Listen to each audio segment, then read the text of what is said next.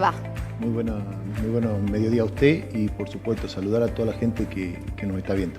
Gustavo, cuando vos recién estás acá desde hace unos minutos, estás viendo lo que estaba relatando y que no lo invento, son dichos, cifras que existen, aunque las estadísticas de las fuerzas de seguridad hablan de 10 femicidios. Déjenme decirles que estamos mal, incluso en las estadísticas. Pero ¿cuál es tu postura al respecto? Porque no sucede en la capital, sucede en Rosario de la Frontera, sucede. Cosas y que lógicamente hay que cambiar. Entiendo y coincido con usted y lógicamente acá no hay que echarle la culpa a este ministro ni a esta gestión. Creo que es una falla que viene profundizándose a través del... Nunca se hizo un plan de seguridad que trate de solucionar este problema. En las cosas que se pueden y a largo plazo para hacerlo mucho más efectivo. En este sentido, claramente, no podemos apuntar solamente contra una gestión, ¿no? Y menos en el presente. Recordemos que provincia sigue muchos lineamientos a nivel nacional. Recordemos que tenemos un ministro de Seguridad de la Nación que se encarga de, cuando estamos colapsados, se encarga de viralizar un tuit respondiéndole a un caricaturista muy conocido en esta tira Gaturro y amenazarlo públicamente. Él después dice que no. Pero vos fijate los modos que maneja Aníbal Fernández, el ministro de Seguridad de la Nación, y decime qué le queda al resto de los argentinos. Y volviendo a Salta puntualmente, ¿no? Y que, repito, sucede en el interior, sucede. Pero hay una pregunta que yo me hago. ¿Qué pasa con los legisladores? Recién leía, ¿no? Y comentaba, proyectos trabados para generar, por ejemplo, una justicia ordinaria, los juzgados. A ver, a veces no pasa por una cuestión solamente legislativa. El proyecto puede llegar a la Cámara de Diputados, ¿sí? O puede ingresar un proyecto de un senador, un diputado, donde lógicamente conociendo cuál es la realidad judicial en materia de seguridad, en materia de salud, en el área que sea, pidiendo una determinada cosa, como por ejemplo a lo que usted hace referencia. En Rosario de la Frontera también se han pedido que se creen juzgados de garantía, porque no hay juzgados de garantía, y todos los hechos se resuelven en METAM, lo cual hace prácticamente imposible que haya una celeridad o que sean rápidas las resoluciones de los casos. Llegan a la Cámara de Diputados y lógicamente, es el Ejecutivo con quien también hay que conversar previo a poder aprobar. Pero en este caso puntual de los juzgados de contravenciones. También depende de Hacienda que te diga sí, el presupuesto va a estar. Pero ¿qué les respuesta le dan? Si hay 4 años que están trabados estos proyectos de juzgados de contravenciones, etcétera. Yo no sé cuál es la situación del Senado. Yo le puedo hablar desde diputados. Yo en el caso mío, yo trato de hacer aprobar, por más que tenga la negativa desde parte del Ejecutivo, los proyectos que creo viables para Rosario, pero lógicamente después es el Ejecutivo quien los tiene que poner en marcha. Y el Ejecutivo depende de la situación económica que vive en ese momento. Y hay proyectos que no solo hace 4 años, hay proyectos que hace 10, 15 años y nunca se han aprobado. De hecho, tenemos un código que también debería poner en funcionamiento, por ejemplo, la policía de investigaciones dentro de lo que es la fuerza de policía, y no existe, porque no hay presupuesto, porque nunca se avanzó en eso, porque nadie trató de ver por dónde se va la plata. Yo creo que la plata en definitiva se está yendo en otras cosas que no se debería ir y no se invierte. Entonces, no es que falta presupuesto, falta una buena administración. Mire, si me permite un momento, yo le voy a ilustrar qué es lo que yo vi. Dígame. Antes de que se intervenga Salvador Massa, en la sesión anterior yo dije, los municipios se están robando el 35%. ¿Sí?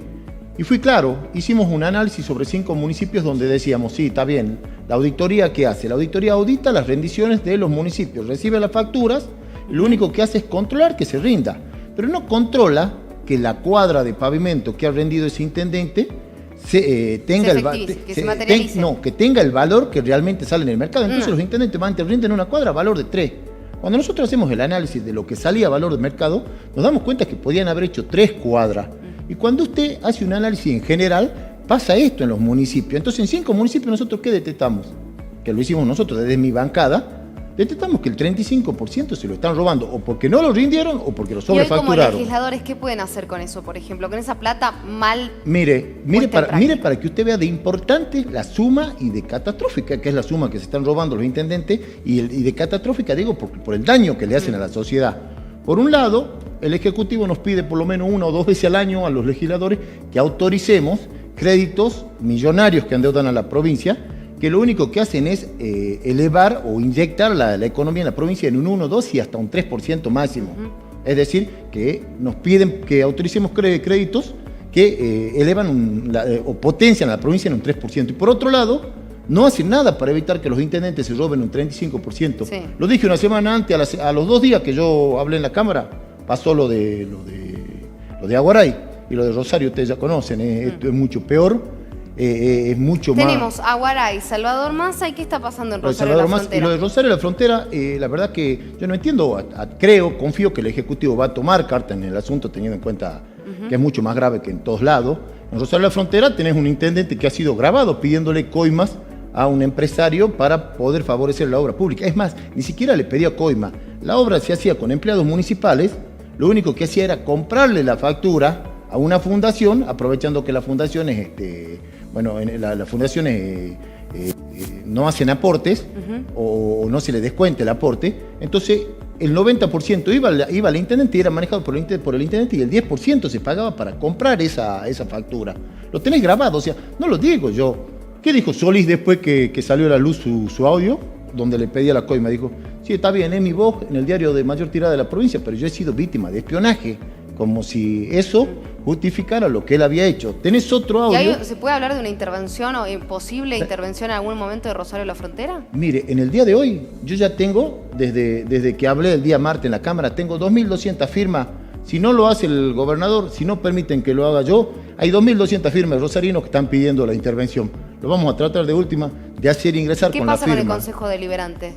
Lamentablemente los consejos deliberantes en su mayoría de las provincias responden a los intendentes. O sea, si ha ganado el intendente la elección, es lamentable que está para eso pasa en todos lados, ¿no? Y yo le decía, hay otro audio, por ejemplo, donde el intendente le ordena, y se lo escucha, ordenarle a su séquito cómo dar de alta planes sociales, de los cuales la gente que era beneficiaria nunca se enteraba y utilizaban para hacer su campaña. ¿Qué dijo el intendente? Lo mismo, fui víctima de espionaje. Como si descubrir lo que él robara sería culpa del que lo descubrió, no sé si me explico. Quizás la manera, pero son dos causas, si eso apunta a él, quizás apunta a la manera, pero no perdamos el foco, hay dos causas de última, son dos causas diferentes. Es como un violador que te diga, bueno, la culpa la tiene ella por cómo iba vestida. Y a ver, digo, entonces el Consejo Deliberante ciego, ¿se espera la orden de un gobernador como pasó en Salvador Massa para que pase en Rosario de la Frontera, o realmente no es este momento potable hablar de una... Yo tengo preocupación por la alevosidad que pasa en Rosario y que todavía no veo señales de parte del Ejecutivo. Hace 2 años había denunciado que en Rosario de la Frontera se repartía drogas en las elecciones, o sea que el gabinete de Gustavo Solís repartía drogas en las elecciones para comprar votos. ¿Cómo lo hacían? Le daban 1.000 pesos a los jovencitos sobre todo, y 2 o 3 porros armados de marihuana. Terrible. Para poder ganar una elección. Y le pedían a cambio la foto del voto cuando iban a la pantalla. En ese momento hasta me trataron de delirante. Fíjese que no hace una semana parte del gabinete de Solís, al cual habíamos acusado, fue detenido el cuñado de Gustavo Solís, quien en ese momento era jefe del canchón, es decir, que manejaba todos los vehículos del canchón municipal. Fue detenido su puntero, el jefe de periferias, y le secuestraron una cocina de cocaína en Rosario de la Frontera, en una finca. Eso, ayer comentábamos esa en una finca. Le secuestraron cocaína, le secuestraron marihuana, le secuestraron 1 millón de pesos, casi $4.500. Y son gente que, a ver, si yo lo denuncié hace 2 años atrás y lo conocía la sociedad, no podía desconocerlo el intendente, ¿no? Ahora, o sea, perdón que le interrumpa, esto hace que sea imposible que no haya una señal del Ejecutivo y que se intervenga Rosario de la Frontera. Enseguida vamos a hablar, ¿no?, al respecto también, porque vamos a tener precisamente a Javier Mónico, también el senador, y veía algunos cruces que mantuvieron. Él dice, mientras tanto hay que ocuparse de otras 40 causas penales que te involucran. Bueno, a ver, primero vamos a aclararle a la gente, yo no tengo 40 causas, de hecho yo ya he pasado mi prontuario. Yo cuando era jefe de la Brigada de Investigaciones, justamente, detuve en una oportunidad, junto a todo el personal de la Brigada de Investigaciones, detuve a un violador que está condenado hoy en la cárcel por haber violado a una pareja a punta de cuchillo en Arroyo. La violó a la mujercita, a la jovencita, en presencia de su pareja. Lo detuvimos, luego esa persona denunció maltratos, pero hoy está condenado a 13 años y medio de prisión. Intervenimos en otro hecho donde se habían muerto a palos en la cabeza a un anciano en la zona de Copoquiles, Rosario de la Frontera. A los 2 años después de estar detenidos nos denuncian, esta gente está procesada en ese hecho. Y el tercer caso es que habíamos detenido a una banda donde se les secuestró todo, se les secuestró las armas y también nos denunciaron por maltrato. Mire lo llamativo. Hoy, cuando se detiene al gabinete de Gustavo Solís por droga, nos damos que entre los repartidores que tenían ellos estaban estas 2 personas que nos habían denunciado a nosotros. Es decir, la gente la tiene clara en Rosario de la Frontera, pues yo gané la elección, le gané a ellos, le gané al Frente de Todos, le gané a parte del gobierno, le gané porque la gente la tiene clara que a nosotros nos denunció la corrupción y el narcotráfico, nos hicieron denunciar ellos. Pero de todas formas, mire, a ver, cuando dice tiene 40 causas, primero es mentira, pero es lo mismo, a ver, es como que yo dijera, bueno, a ver, es algo tan imposible como que yo dijera que Javier Mónico fuma marihuana, una cosa así. Claro. Entonces, queda más en una opinión quizás, entonces. Es más que nada, no conozco a nadie, yo no conozco a ningún delincuente, mire que intervienen muchísimos hechos, no conozco a ningún delincuente que después de haber sido descubierto diga, no, sí, la verdad, la policía tenía razón, me mandé la macana yo.